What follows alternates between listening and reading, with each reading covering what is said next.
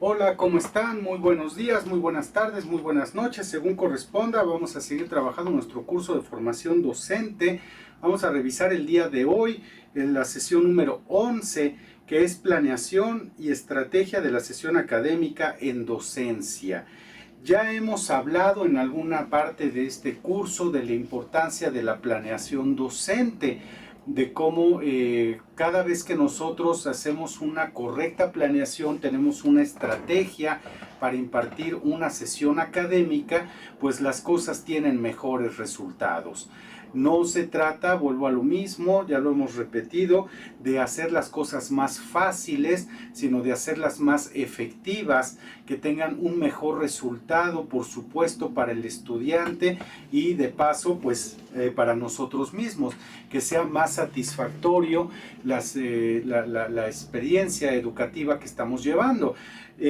Todo esto parte de cuán bien planeemos nuestras sesiones, cuánto le dediquemos al análisis de lo que vamos a impartir ese día en particular, para ese tema en particular. Y esta planeación puede hacerse desde una sesión de 30 minutos hasta una situación increíblemente larga, un programa de largo alcance, por ejemplo, de una licenciatura. Es prudente aclarar que mientras más alcance este plan que estamos desarrollando, pues obviamente más exhaustivo va a ser el trabajo, pero al mismo tiempo vamos a tener más elementos para poder llegar a las metas, al propósito de la actividad de la mejor manera. La planeación docente no es algo que se haga pues de un día para otro, a menos que sea una situación de muy corto alcance. Una sesión de 20 minutos, pues obviamente requiere una planeación mínima. Cuando hablamos de un curso de 30 horas, de un diplomado de 200 horas, y programas más allá, pues obviamente más aspectos tenemos que considerar dentro de nuestros planes de clase. Pero bueno, la pregunta sigue siendo la misma: ¿para qué planeamos la clase? Eso lo podemos ver. Voy a permitirme leer aquí la parte del documento conducente a ello, y dice: los principios de planificación docente se pueden presentar a manera de 3 preguntas y sus respectivas respuestas, mismas que los profesionales pueden utilizar como orientación para crear sus propias estrategias, cubriendo la mayor cantidad de ángulos y necesidades. La primera pregunta que vamos a plantearnos, que vamos a presentarnos para cuando empecemos con nuestra planeación de la actividad académica es: ¿a quién debe beneficiar la planeación de la actividad? La respuesta es simple: debe beneficiar al alumno, debe beneficiar al programa académico, a la escuela y también al docente. Es decir, si lo vemos desde una perspectiva del trabajo que nos espera al hacer una planeación exhaustiva, debemos pensar tanto en nuestros alumnos como en el buen desarrollo del programa académico, como en la escuela que nos está contratando o que nosotros mismos estamos impartiendo a manera de docentes independientes, y por supuesto a nosotros ya a nivel tanto académico como profesional e incluso personalmente. Porque una buena planeación de clase no solamente nos va a permitir un desarrollo lineal, un desarrollo sin tropiezos hacia la mejor búsqueda del objetivo, también nos va a beneficiar en la parte profesional y va a repercutir en el alumno en la parte que él va a obtener. Es decir, no es lo mismo una sesión en donde no tenemos una organización, en donde vamos a dejarnos llevar a veces hasta por una pregunta inocente que nos va a hacer algún estudiante, relacionado a algo que estemos diciendo. Se me ocurre que estamos hablando de planeación docente. Si esta fuera una sesión presencial, alguno de ustedes me preguntaría: oiga, ¿cómo me voy a beneficiar de la actividad? Cuando no está planeada esta actividad, pues entonces sobre ese tema del beneficio nos podemos ir.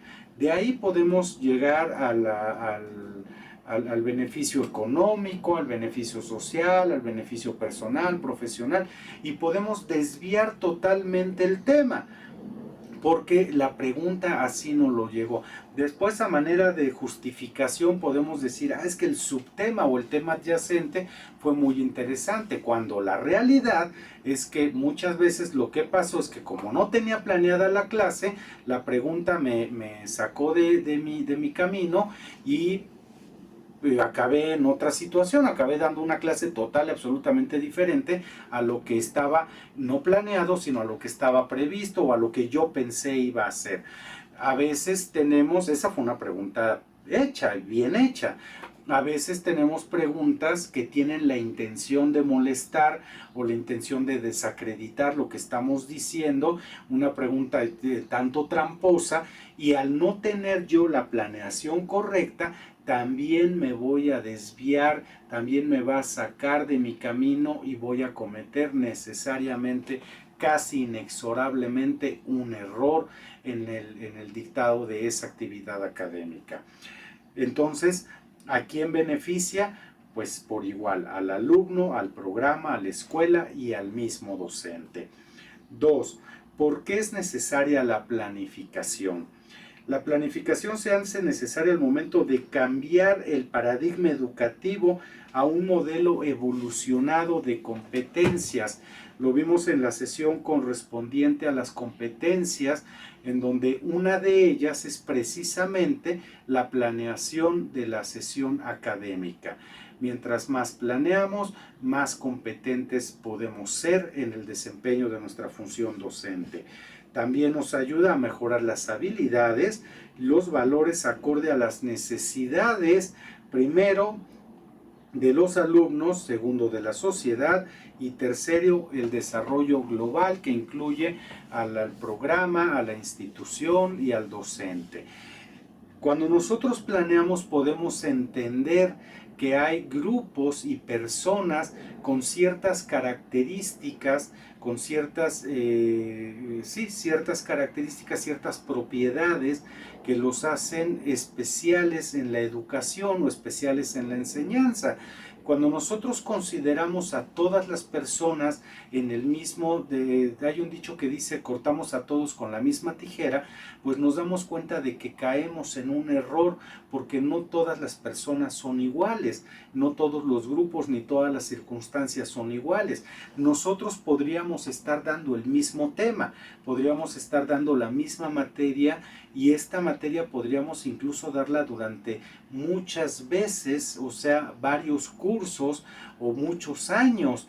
Podríamos, y conocemos docentes que dicen, pues yo he dado la misma materia desde hace 15 años, y eso es bueno, siempre y cuando no se confunda a los mismos grupos.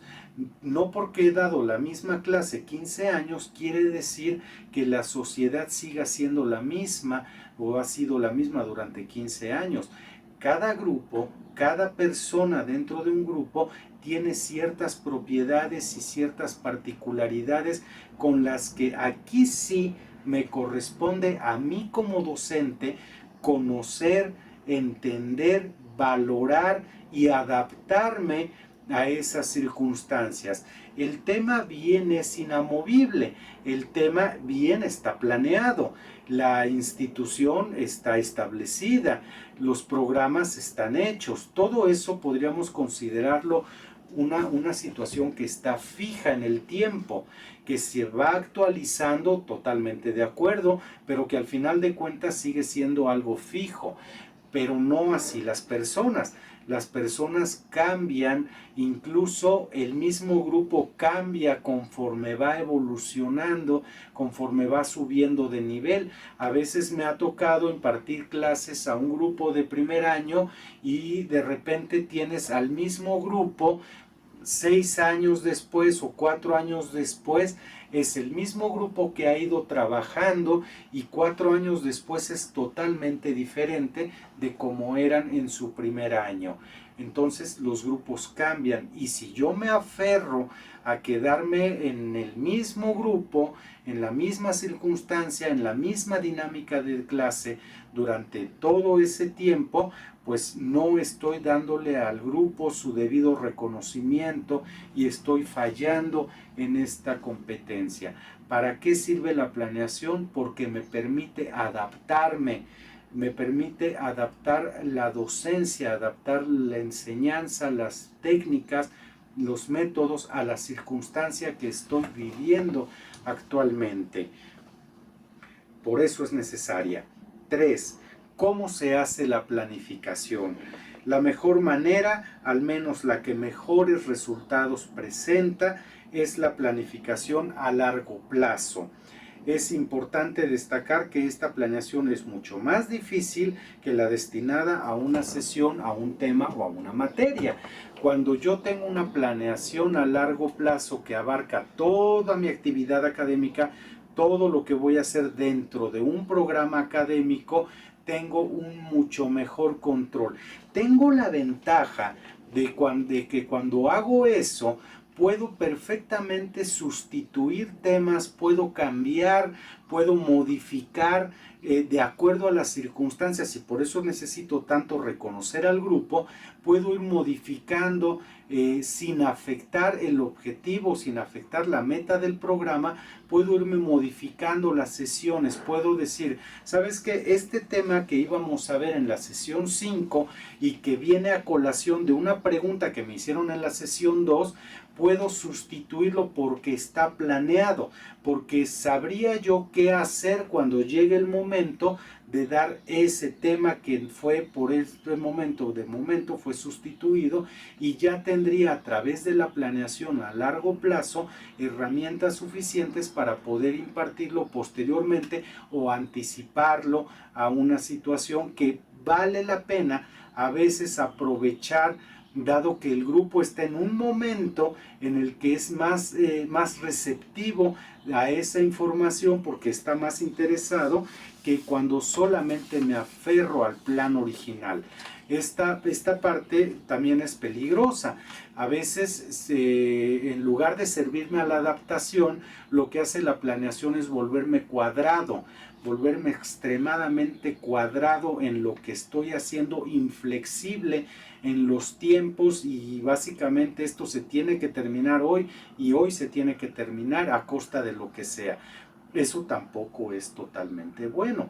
Regresamos. Si tenemos conciencia de que estamos trabajando con personas, de que estamos evolucionando tanto con las personas como con el grupo, los mismos temas se están actualizando, es de esperar que también la docencia, también el plan de clase vaya evolucionando y se vaya adaptando a las necesidades, pero definitivamente tengo una base que me va a permitir reconocer y me va a permitir esa misma evolución. Muy bien.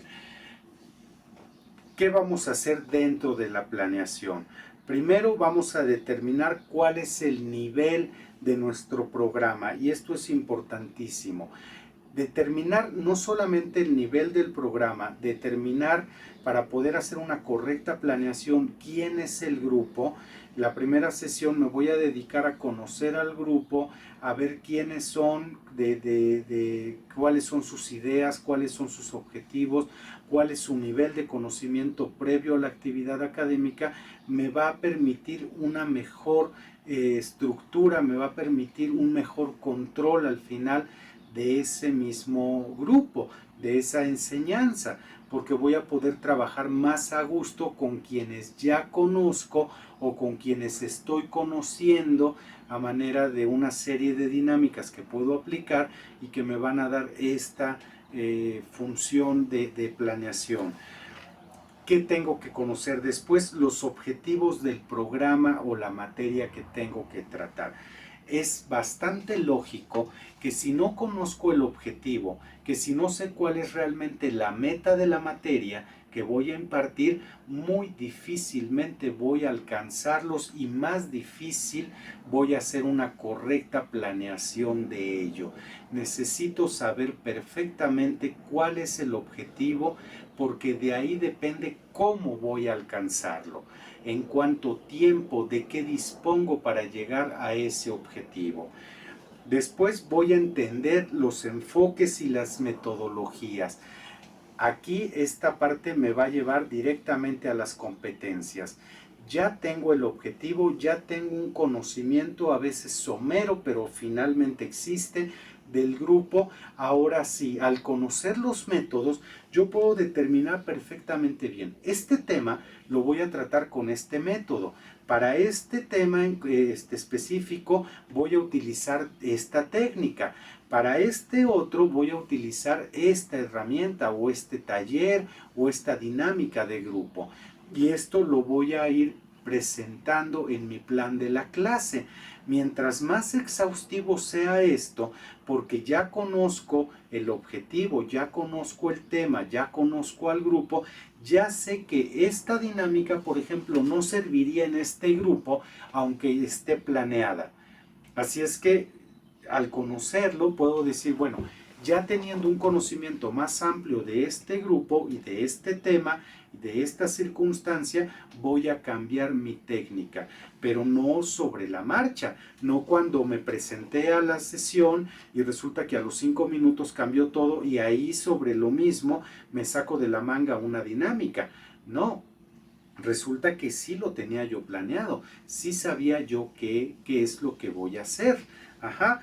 Después tenemos los recursos. Esta parte casi siempre no la obviamos, ¿no? Casi siempre pensamos que los recursos son algo que está disponible y que a los que tenemos acceso.